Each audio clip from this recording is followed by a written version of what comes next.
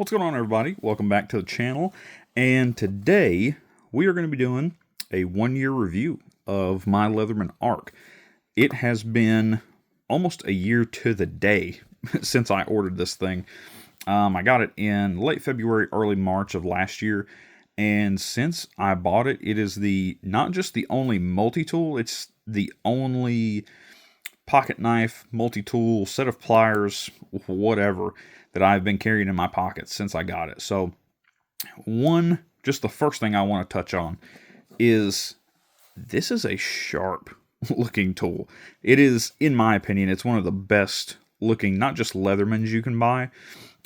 It's a sharp looking tool. This silver and black color combo, I really think it looks awesome. I think it's one of their better designs they went with.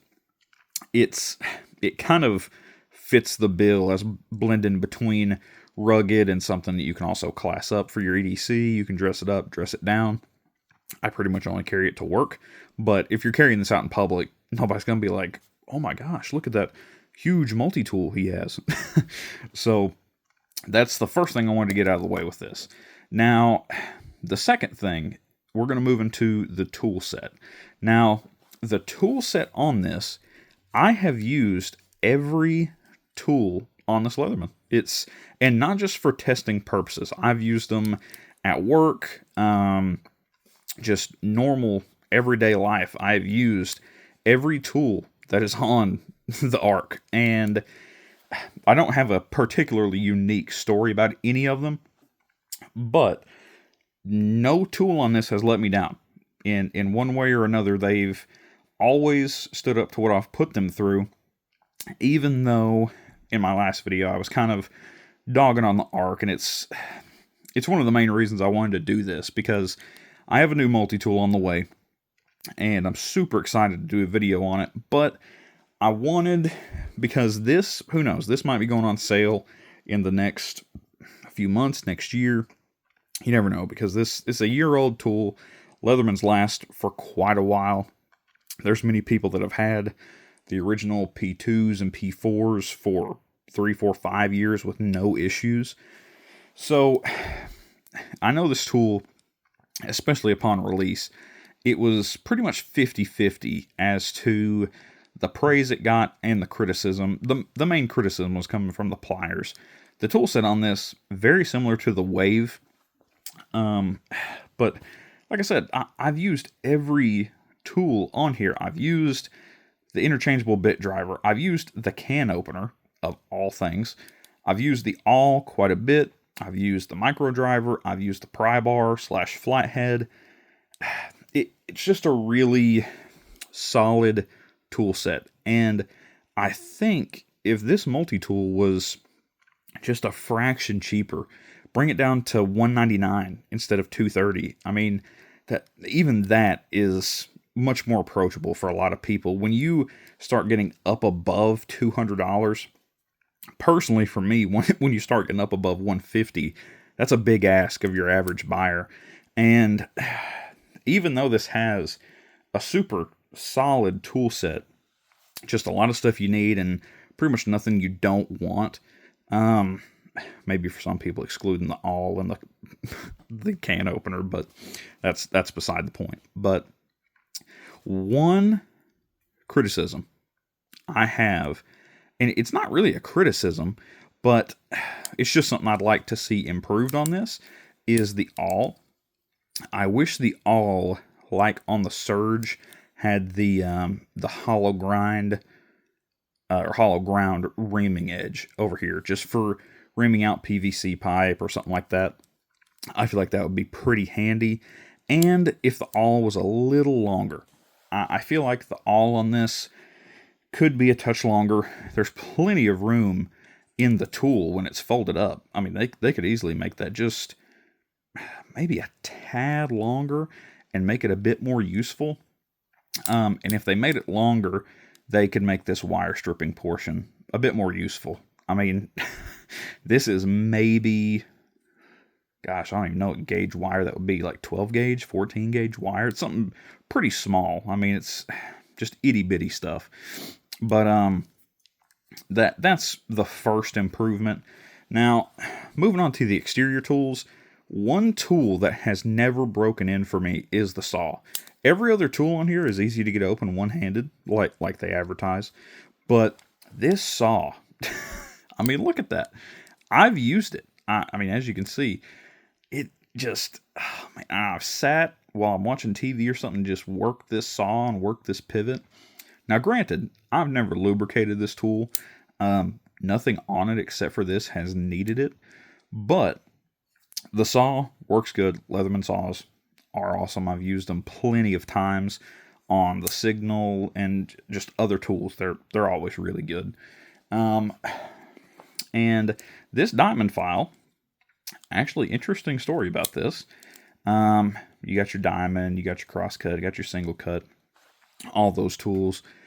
I've used this diamond file more than a handful of times to maintenance my other pocket knives, especially ones with harder steel.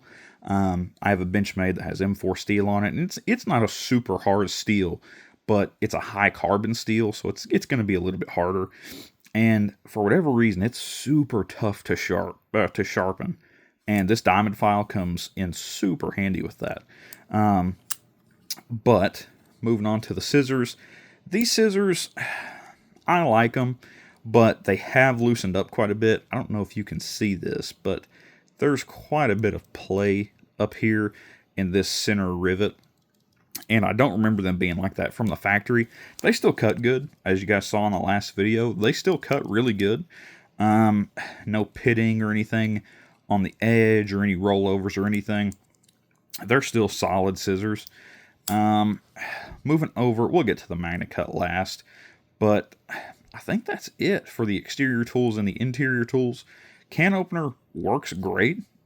I was pleasantly surprised by it. I was at work one day, grabbed something quick for lunch, just from the dollar store or something, and it was not one of those little, like, peel tabs off of a can. I actually had to have a can opener, didn't have one on me, and this worked pretty good. It did the job. So, moving over to this Magnacut blade. I do like the Magnacut blade. I like it because, for one, the blade shape. I think this is a really good blade shape for a multi-tool. Kind of this, it's not a Wharncliffe, it's not a drop point, it's not a sheep's foot. It's kind of in between a sheep's foot and a drop point. Just makes for a super sturdy blade, and it actually has a pretty thick stock on it, so I've never had any worries. Especially, Magnacut's a hard steel, but when a steel is hard, it's also typically pretty brittle.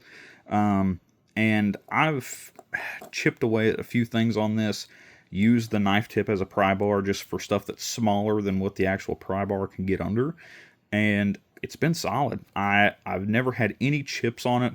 I just sharpened it, actually, but I've never had any chips on it, any rolls. I actually, using it daily, I want to say carrying it every day to work and on the weekends, so 7 days a week, using the knife for just cutting open boxes, processing cardboard, opening letters, mail, anything like that.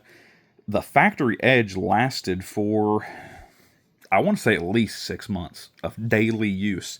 Now, granted, by that time it was pretty dull, but it was not so dull that you couldn't use it for food prep or something. It wasn't beyond use dull. It was just duller than you'd want it to be if you, I don't know, if you were doing something that required a sharp knife, cutting through rope, cutting through plastic, something like that. Now, having used other multi-tools, the only thing I miss on this is the serrated blade. I think if, and I don't think they ever would, just to keep the profile of this tool super small, I don't think they ever would, but it would be a super nice addition to this and really help it to justify the $220 price tag of this tool. $230 after tax, I think, depending on where you live. If they could eliminate the saw and file and do something similar to the Surge with the T-shank adapter and integrate, move the scissors, move them over, no, The scissors could probably stay there, but put the serrated blade like here or something, and put a serrated blade in. Having used other multi-tools, I really miss having that serrated blade when I've been testing out other tools or something. That's one of the main things I miss that I really wish this had, and I think they could implement it, but they would basically have to totally redesign their T-shank and maybe even come up with a proprietary one, which wouldn't be the best. Because that's one of the best parts about the T-shank and the Surge is just how universal it is almost. You can put anything in it. But for me, that would make it super awesome. Another thing I think they could really kind of add to the branding of the free technology is making a version of this tool that's completely modular. Do the Arc Plus or the Arc Free or something along those lines, and kind of take a jab at Roxxon and Goat and all those other multi-tool companies that are inadvertently taking shots at Leatherman and basically letting people make whatever tool they want that fits their custom needs. And I think if any company could do it to where it would be a super solid modular tool, I think it would be Leatherman. I really do. Just because over the last few years, their QC hasn't been what it is, but their fit and finish is still some of the best in the business. And their tolerances, especially on the Arc, is, I don't want to say second to none, but everything in this tool, you can see how close these tools are together, but they operate so smoothly. I mean, if they could incorporate this, and I think this locking mechanism would really be the way to do it. Because if I open the pliers here and open the knife blade, you can see, as I open it, you can see right there, there's a big gap that locks into this locking system. If they could tweak that ever so slightly and make this a modular tool, I know that'd be super difficult to do and keep it in such a slim, compact, lightweight profile. But if they could do that, I really think Leatherman could take this free Arc series to another level. Now, we are going to get to the half of this tool that I don't like. So, pliers, I actually like the pliers. Just how smooth the action on these is right out of the factory is super nice. It's super refreshing if you've carried a Leatherman, just any multi-tool other than a Victorinox for an extended period of time. You know, as soon as you get a Leatherman, you're sitting here just trying to work the pivot apart and get it loosened up, unless you lubricate it. But the pliers, they've actually done me well. They've seized up once on me when I was really cranking down on a bolt, trying to loosen it up. But that's fine. That since then, they haven't done it. I actually used these just a few days ago to fix a gutter in my house, and I was crimping down on the metal and bending it back into place and had no issues. I was actually keeping an eye on that to make sure it didn't do that.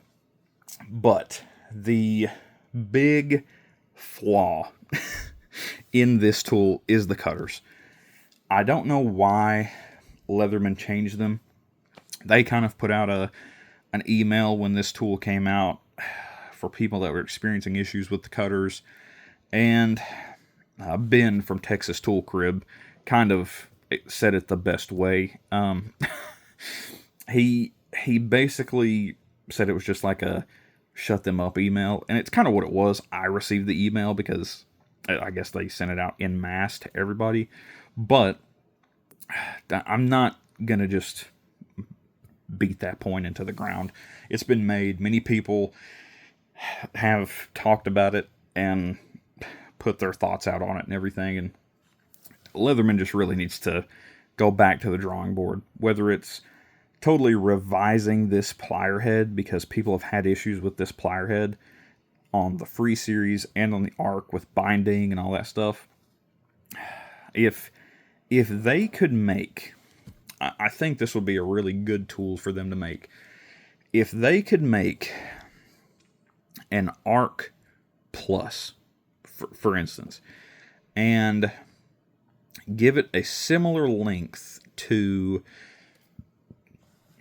I guess the Surge would be the next step up in length and thickness. If they could really increase the length of this and make this a much more robust tool, increase the pivot size, increase the handle size, possibly even fit one or two more tools in here, and just totally beef up the tool, put the Surge plier head on here, and I mean, just go all out. And I think if they did that and totally revised the Arc and made it just this super beefy tool that people could carry around with no worries, I think people would gladly pay $250 for it. I really do. And I'm not trying to justify Leatherman's pricing structure, because they've just been slowly increasing prices throughout the years. But I think if they took that leap and maybe keep a similar design, but keep the Arc, because like I said, this is a tool that anybody can dress up, dress down. I don't know. But one of the main reasons I'm saying make an Arc Plus and beef this up and make it just a super rugged and resilient tool is I encountered this for the first time a few days ago. So let me get the bit driver out here. Let's see here. So on other multi-tools, I have frequently opened it up and put it in a pistol grip configuration. Now, with this being such a loosey-goosey tool, you can see there's not a lot of resistance here. So the ideal way to do it is to have it closed, which is fine. But if you're wanting more torque on something and you're trying to just really crank down on something to either loosen it or tighten it, the pistol grip configuration is the way most people do it. And if you can watch just right here on this pivot, and the pivots on this tool are small, even down on the plier head, it's a pretty small pivot when you compare it to something like a Wave or a Surge, especially a Surge. A closer comparison would be a Wave or a Charge. If this is in the pistol configuration, and say I'm holding this up here to try and torque down on something, there is so much movement up here in these pivots. I mean, that's, if it'll focus up on me here, that's a lot of movement in those pivots. I think that might be kind of hard to show on camera, but I had this like this, and I think I was trying to loosen a Phillips bolt or a Phillips screw, and I cranked it down this way, and I'm glad I stopped myself, because I don't know if it would have broken, but I cranked down on it, and I felt all that flex, and it really made me second guess it. I went and got an actual screwdriver, and anybody that carries a multi-tool knows a multi-tool is not a replacement for any tool. It's just one of those things that if you have it on your person, you're pretty much always going to have some variation of whatever tool you're needing based on what you buy. But that particular instance, and I've thought about this before, but if they came out with an Arc Plus, man, I would buy one. If they put the Surge plier head, beefed up the pivots, I mean, make them the same size as Surge pivots, and gradually taper these handles down and still keep it nice and loose. Just get some bigger phosphorus washers, beef up the tool, limit the amount of flex that you get out of the handles. I really think a lot of people would gladly pay $150 for that. Or $250, my bad. Maybe $220, $230, drop the price of this down since it's already a year or two old. At that point, maybe $3, depending on how long down the line they decide to do something like that. If they ever do, I don't think they will, but maybe drop this down to like $200, come out with an Arc Plus that's $230, $240, and see what happens. Or even put something like that in the garage. Do a limited release where you only release 500 or 1,000 of them or whatever. I don't know. That is, for me, what would make a really good, not necessarily needed refresh to the Arc, but definitely something that would be awesome to see. Because the Surge is in need of a refresh. There's rumors of a new wave coming out this year. I don't know what all they can change on it and still stay true to the original design. But yeah, that's gonna be my 1 year review. Really, as far as the tool goes, no major complaints. I mean, other than the wire cutters, no major complaints. It's worn well. The pocket clip is held up. I bent the pocket clip out once right after I got it. I'd only had it for maybe a month or two and took it off. Actually used the pliers to crimp it back down and get it into place. But no excessive scratching on it. The finish is held up super nice. I was kind of worried with how it's not super polished, but it's a slick finish. But yeah, that's been my 1 year review of the Leatherman Arc. Hope you guys enjoyed. If you got any more questions, feel free to let me know. I'll catch you guys in the next one. Thanks for watching.